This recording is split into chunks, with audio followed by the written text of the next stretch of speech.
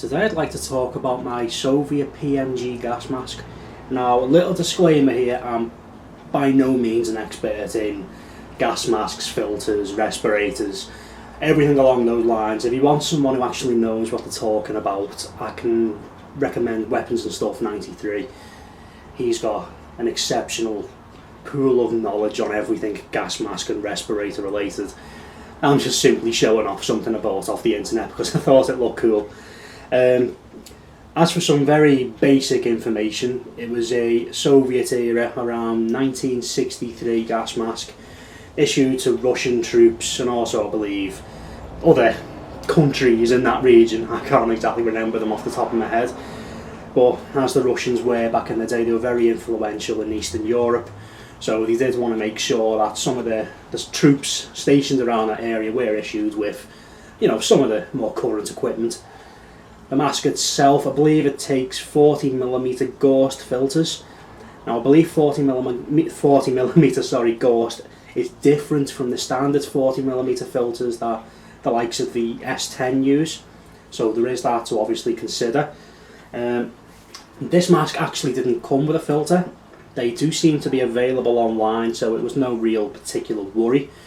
With the coronavirus pandemic, people seem to be buying these old surplus masks, and from what I understand through watching Weapons and Stuff, as long as you don't use the original filter that came with the mask, and especially like the GP5, I believe their filters contain asbestos, these masks actually can offer you some protection provided you do use current up-to-date in-date filters that obviously fit the right thread.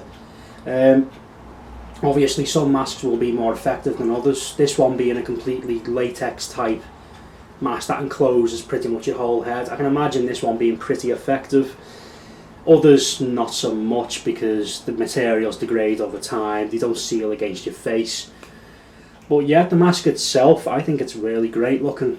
For the price, I think it's one of the better ones you can get because it's how distinctive it looks.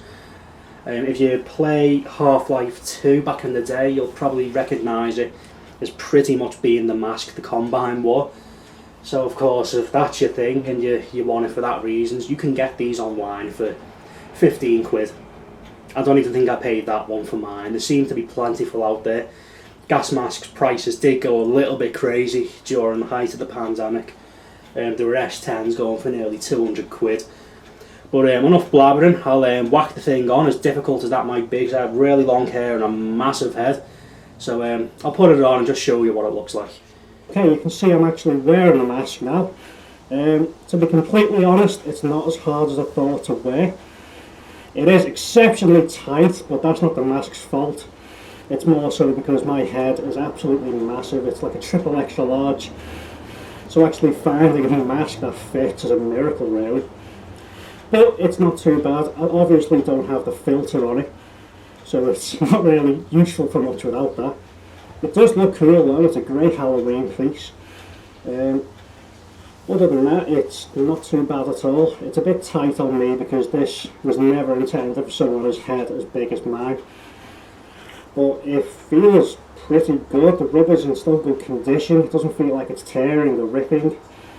The voice modulator, that still works fine. Lenses are clear. So if you can find yourself one of these online, then by all means go for one.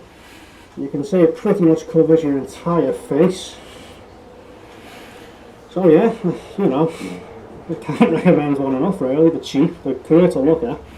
Provided you get yourself a little mannequin head, they make a great display piece. Cheers for watching.